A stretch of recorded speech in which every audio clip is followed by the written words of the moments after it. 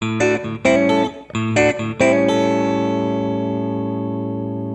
important is it to have some sort of creativity or some kind of novel idea or approach to your advertising? It is not required. It really isn't required, but that means all the weight goes onto your product. Starbucks never did a single ad. They just didn't. They had a unique experience and a product unlike any other, and it simply grew by word of mouth. When you have a product, I think the day that cancer is cured, they do not have to run an ad about that. It's a product that everybody's going to love, everybody wants, and they could put a little classified ad in the Topeka Bugle, and the world's going to find out about it. Now, when you don't have a great product, a breakthrough product, well then, yeah, maybe you are going to need to align some marketing in your favor to help beat the other guys. And yes, then I do think creativity is probably the best business tool you have to, as my old boss used to say, to unfairly beat the competition is with creativity.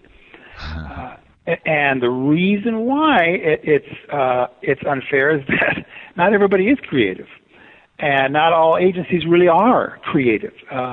And it's unfair. I mean, God gives us talents, different things. He's a great teacher. He's a great educator. He's a good policeman. Creativity is not everybody's creative. I don't care what these gurus say. Oh, we're all creative in our own ways. No, I don't think so. I think certain people are great storytellers. Certain people are great designers, et cetera, et cetera. So when you align yourself with a really good creative team or with an agency, a small agency, I don't care how big, as long as it's creative, you are going to have an unfair advantage over the competition who's going to do things the safe way.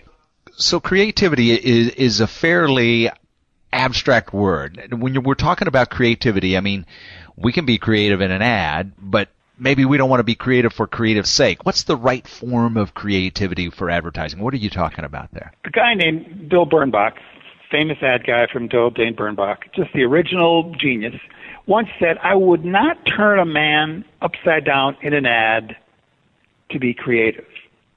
But if it were to show that the change doesn't fall out of the pockets of these new jeans, well, then I would do that.